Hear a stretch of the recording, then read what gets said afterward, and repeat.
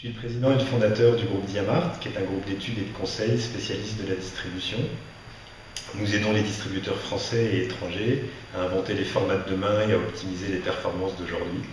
Et mon métier, c'est de travailler avec les dirigeants des distributeurs pour les aider à mieux comprendre leurs clients, à mieux définir leur stratégie et à les traduire concrètement dans les gammes, les magasins ou les sites marchands.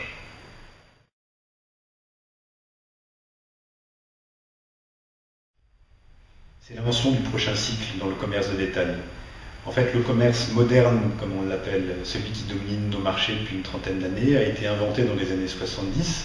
Il correspondait à une époque d'accès massif de la classe moyenne à la consommation de masse. Ces vieux modèles sont un peu à bout de souffle aujourd'hui.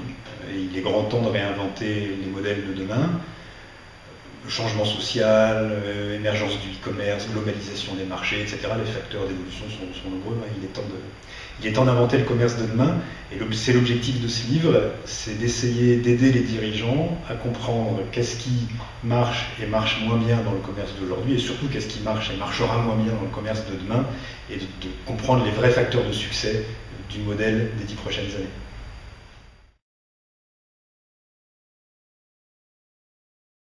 Une réponse impossible à une question impossible, évidemment. Vous savez, les consultants, je suis consultant, les consultants, ça adore annoncer les changements de cycle. Ça permet de faire le malin et c'est bon pour le business. Cela étant, il se trouve qu'en l'occurrence, il y a vraiment dans le commerce en ce moment un changement très profond qui est en train de s'opérer. Et donc le maître mot, je crois, si on ressortait l'idée du livre, c'est que la vitesse des changements et des bouleversements qui est en train de s'opérer est vraiment, vraiment bousculante, peut-être un peu traumatisante pour certains. Et donc la phrase que j'aurais envie de ressortir, qui est la conclusion de l'introduction, s'il y en avait une, c'est une phrase qui dit « Nos métiers ne sont amusants que dans le changement, accrochez-vous, vous allez être servis ».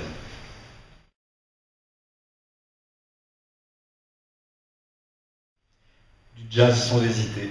Pourquoi du jazz? Parce que le management d'une entreprise de distribution dans les années qui viennent, je crois, c'est un peu comme le jazz. Il faut avoir à la fois une maîtrise technique et des bases du métier complète, une virtuosité technique très grande qui correspond en jazz à la maîtrise des grilles d'accords et à la rigueur des bases. Et c'est uniquement si vous maîtrisez complètement les fondations que vous pourrez vous permettre d'avoir la créativité, l'audace, la capacité d'innovation dont les entreprises de distribution auront absolument besoin.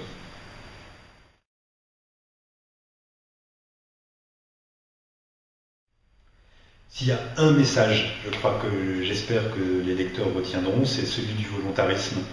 Il peut y avoir une tentation de faire le gros dos dans la période économique qu'on traverse, qui est quand même compliquée, avec des bouleversements qui sont quand même forts dans le commerce, et d'avoir une attitude assez défensive. Moi, je crois que c'est surtout pas ça qu'il faut faire.